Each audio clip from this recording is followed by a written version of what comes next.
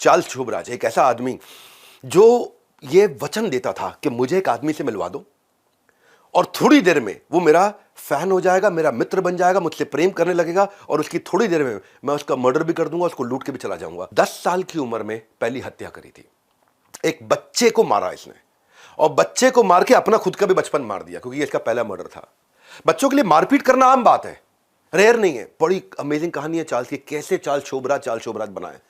ये समझो कि कैसे चाइल्डहुड बड़ा होता है, समझो कैसे बच्चे का बचपन बड़ा होता है।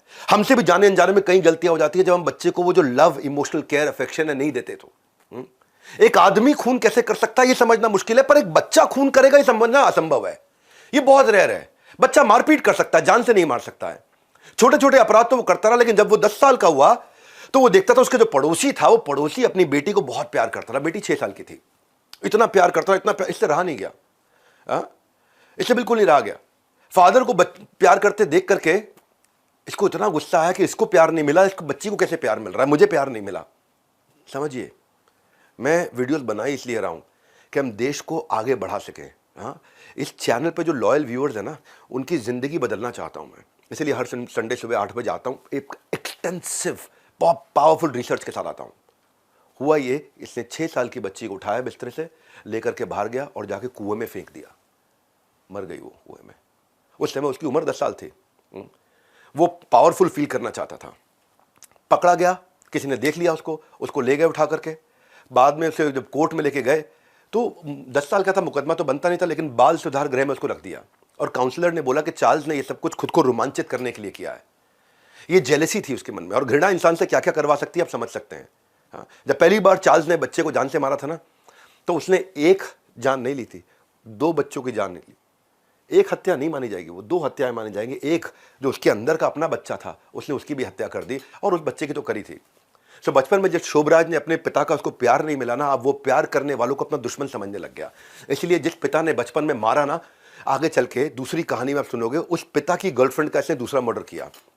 क्या मतलब हुआ? जो स्टेप फादर थे इसके, जब ये 16 साल का हुआ तो स्टेप फादर इसके एक गर्लफ्रेंड को अपने घर ले आए, तो अपनी माँ को और रोते हुए देख के उसको और गुस्सा आता था। पर 16 साल की उम्र तक आते आते अब ये इसका यौवन बिल्ड हो चुका था, इसकी हाइट आ चुकी थी, स्मार्ट लगने लगा था, हैंडसम मैन। आज ऋतिक रोशन को बहुत हैंडसम मैन माना जाता है, शायद चार्ल्स शोभराज उससे भी ज़्यादा हैंडसम थे उस टाइम पे। और इन्होंने क्या किया, अपने पिता की गर्लफ्रेंड को ही पटा लिया। अपने पिता की गर्लफ्रेंड जिसपे इन्हें बहुत गुस्सा था, ये था इनका चार्म। लेडी किलर बोलते थे इनको, बिकिनी किलर क्यों बोलते थे अभी बताऊंगा आपको मैं। उसको पटा लिया और उसके साथ में थोड़ा और मेल मिलाप बढ़ाया, उसके साथ खूब दोस्ती बढ़ाई, और एक दिन उसको जंगल की तरफ ले गया अकेले। पहले जंगल की तरफ ले जा करके, कुकर्म तो ये करता ही था, पहले शुरुआत इसकी कुकर्म से होती थी। और वो करने के बाद इसने वो रिलेशनशिप एस्टैब्लिश करने के बाद, जब उसके साथ में उसका खत्म होते उसका गला पकड़ा और गला पूरा दबा दिया, जब तक उसकी सांस नहीं आनी बंद हो गई।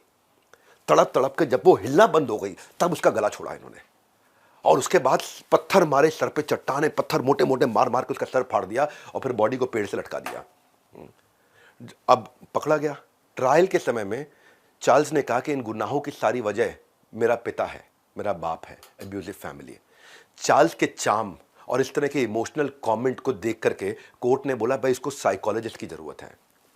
2 साल के लिए उसको हाउस अरेस्ट में रख दिया, जेल नहीं डाला, हाउस अरेस्ट में रख दिया, एफिडेविट लिखवा लिया और उसको काउंसलिंग देने लगी। और आगे चलो देखो, जो काउंसलर इसको काउंसलिंग करती थी उसको भी इससे प्यार हो गया। बचपन इसने गुजारना था खेल में, लेकिन सारी ज़िंदगी गुजारी इसने जेल में। क्यों?